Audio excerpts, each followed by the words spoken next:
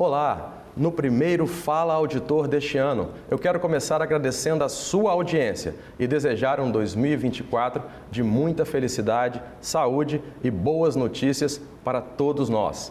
Muito obrigado a vocês que nos acompanham pela TVE e nos canais no YouTube da emissora e também no canal da Secretaria da Fazenda. E já que estamos iniciando um ano novo, convidamos para o programa de hoje o auditor fiscal da Receita Estadual, Vitor Botura, coordenador do Núcleo de Petróleo e Gás Natural do Estado do Espírito Santo, o NUPETRO, para falar das perspectivas de produção, arrecadação e investimentos deste setor tão importante para a economia capixaba. Sabia que, embora seja um estado muito pequeno, o Espírito Santo é o terceiro maior produtor de petróleo e gás do país? E mais, somos referência para o país no controle das receitas provenientes da exploração destes recursos e responsáveis pela gestão nacional do Sistema de Monitoramento de Produção de Petróleo, ferramenta que foi desenvolvida aqui no estado por técnicos da Secretaria de Estado da Fazenda. Mas o que isso significa para você, cidadão, e quais são os benefícios que esta indústria do petróleo tem trazido para o nosso estado? É isso que vamos saber na entrevista de hoje.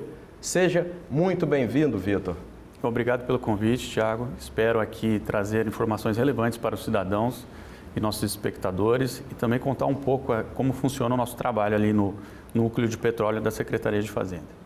Bom, realmente um setor muito importante, mas vamos conversar hoje para a gente entender um pouquinho melhor desse setor para todos os cidadãos e contribuintes aqui do nosso estado. Bom, eu começo a conversa de hoje, Vitor, perguntando como o fato de o Espírito Santo ter uma fatia tão grande na produção petrolífera do país e como isso impacta no cotidiano do cidadão, do estado, do contribuinte de um modo geral.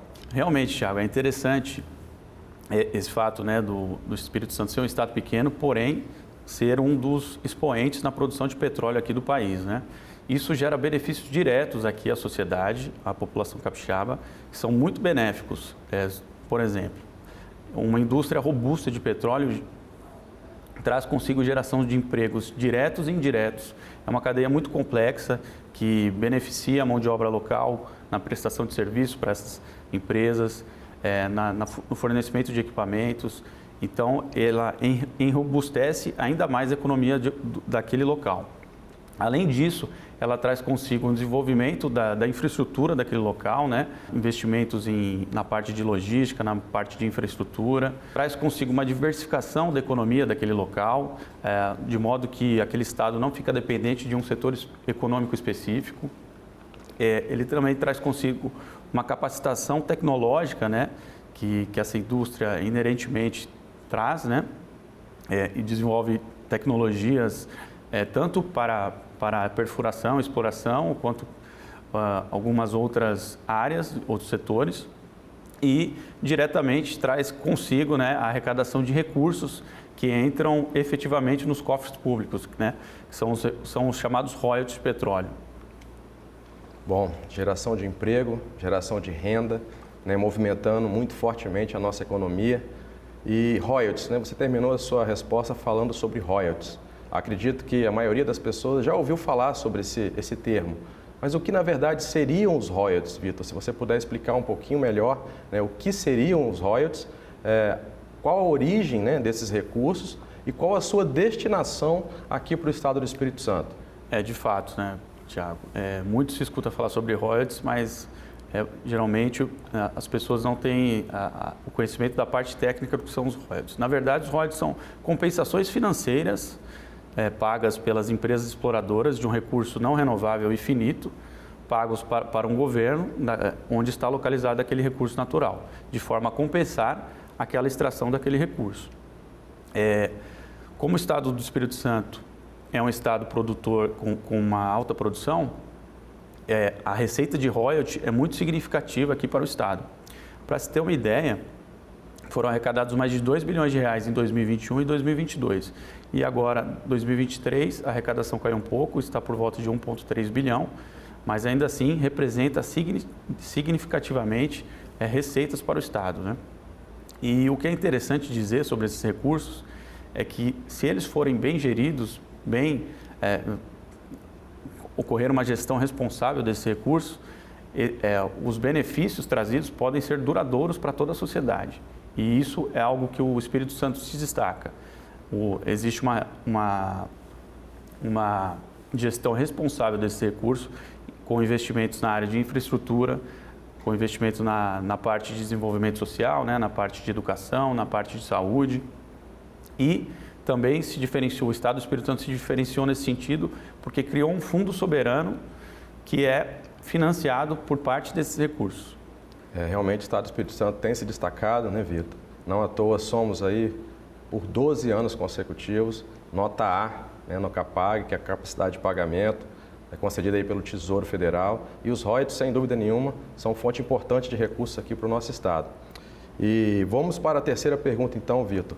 Você falou sobre uma equipe que está por trás, né, de todo esse trabalho. E o Espírito Santo se destaca também, tem uma excelência, né, no monitoramento e controle dessas receitas, né, desses recursos. Como que nós chegamos, como que vocês chegaram lá, auditores da Receita Estadual e todo o corpo técnico do NUPETRO, como chegamos nesse patamar de excelência? De fato, Tiago, nosso setor é bem estruturado. Ao longo dos anos foi feito um trabalho incrível e o Estado aqui possui uma expertise diferenciada em relação aos outros estados. Eu atribuo esse nível de excelência a 3 fatores principais, né? O primeiro deles foi o desenvolvimento de uma plataforma chamada CIPETRO, né, que é o Sistema de Monitoramento de Produção de Petróleo e Gás, no qual as empresas operadoras enviam mensalmente dados de produção por campo e por plataforma ao nosso sistema. Dessa forma, isso facilita muito o nosso monitoramento da produção, a nossa projeção de royalties, enfim. É um sistema no qual o Espírito Santo é o gestor nacional, então recebemos dados de todas as operadoras do país e, por vezes, somos acionados por outras secretarias de Fazenda que tentam entender melhor como que nós realizamos nosso plano de trabalho, como que nós fazemos o monitoramento. Então, é um fator que ajudou muito aqui no crescimento de conhecimento no monitoramento da produção e dos royalties, né? O segundo fator que eu diria que é importantíssimo é a proximidade que o setor tem com a indústria. Frequentemente realizamos reuniões, atendemos demandas, propomos mudanças legislativas, porque entendemos que é um setor complexo, muito regulamentado. Então, buscamos essa parceria com o setor. O que isso traz para a população capixaba de benefício? Traz um ambiente mais propício para negócios, as empresas tendem a investir mais aqui por conta desse ambiente de proximidade e isso facilita também o nosso monitoramento. Um terceiro fator também é a questão da proximidade, só que agora pelo lado público. Nós temos parcerias com alguns órgãos públicos, somos próximos a algumas secretarias de Fazenda de estados produtores e, sobretudo, temos uma parceria muito grande com a agência reguladora, a ANP. Isso facilita muito o nosso trabalho e coloca o Estado nesse patamar de excelência na questão de monitoramento. Bom, excelência, né, nesse trabalho e também um destaque também no controle. E eu estou vendo também com um diálogo aberto, né, com o setor, com a indústria e sendo referência também para outras secretarias de Fazenda do nosso país. Então, parabéns mais uma vez pelo trabalho. Mas o petróleo, né, Vitor, é um recurso não renovável, correto? Então, a gente tem que pensar a longo prazo também. Então, o que está sendo feito aqui no Estado para garantir, né, que essa gestão, né, ela seja o mais responsável possível, né, para que as receitas do petróleo a longo prazo possam também ser aproveitadas aqui? Você mencionou a questão do Fundo Soberano, mas além disso, tem mais algum trabalho sendo feito? Alguma ação ou atividade pensando lá na frente?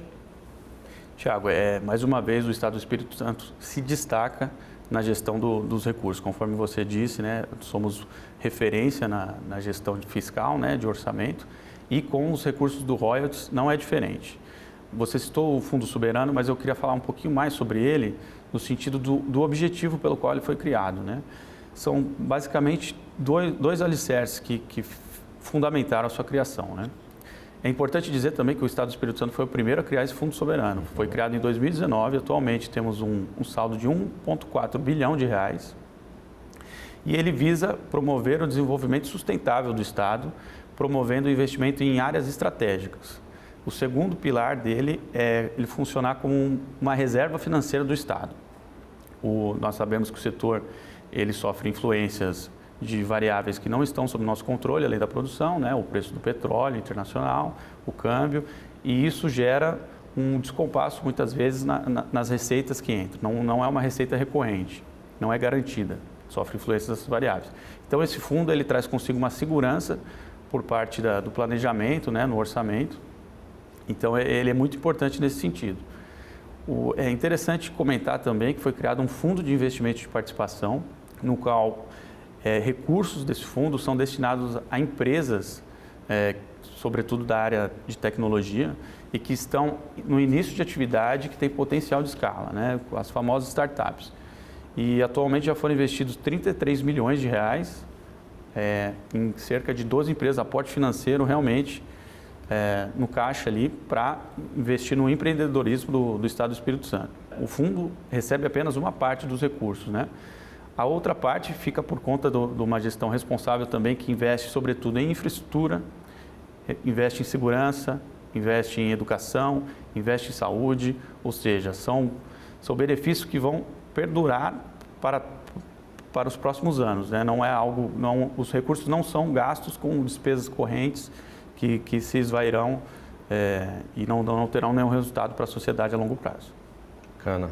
Falamos um pouquinho do presente, do futuro, né? Estamos começando um novo ano, Vitor. Mas o que podemos esperar em termos de investimentos neste setor aqui no nosso estado? O que você poderia complementar acerca do futuro e de investimentos para este setor aqui no nosso estado? Perfeito. É um recurso não renovável, o petróleo, como você bem disse, e essas receitas, em algum momento, não existirão mais. Mas a perspectiva atual de médio e longo prazo são boas aqui para o estado. Existem investimentos anunciados, são cerca de 8,5 bilhões de reais previstos de investimento aqui no estado até 2027. Grande parte desse investimento é realizado pela Petrobras, a maior operadora aqui do estado, que possui o maior campo de produção, Jubarte, o qual ela anunciou que uma nova plataforma entrará em atividade em 2025 e com isso gerando mais produção, mais royalties, mais benefícios indiretos para a população. E o que também é interessante pontuar aqui é um movimento que vem acontecendo nos últimos anos aqui no estado, que são a entrada de empresas de pequeno e médio porte na área de exploração de petróleo, que estão investindo pesadamente nos campos terrestres, campos onshore. Essas empresas têm a intenção de aumentar a recuperabilidade desses campos e, com isso, trazem um novo ciclo de investimentos nessa área, nessa parte terrestre, o que gera maior oxigenação ali na economia local, maior benefício ali para os prestadores de serviço, para os fornecedores de equipamentos. Então, são perspectivas muito boas e creio que o nosso estado tem um bom futuro pela frente. Excelente. Mais geração de emprego e fortalecimento da nossa economia. Então, o futuro promissor aí para esse setor, não é isso, Vitor? É isso mesmo, Thiago. Bom, excelente então, Vitor.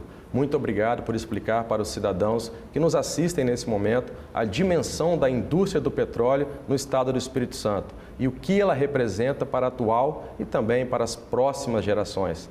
Parabéns pelo excelente trabalho que você e sua equipe têm desenvolvido lá no Nupetro e muito obrigado por participar conosco. Essa caneca vai de presente para você como um brinde do Fala Auditor. Muito obrigado, Thiago. Eu agradeço o espaço para trazer um pouco para a população capixaba, né, como que funciona o setor e é algo que a gente tem que se orgulhar muito aqui no estado, que é muito bem desenvolvido. E vou guardar com muito carinho essa caneca aqui. Muito obrigado. Eu que agradeço.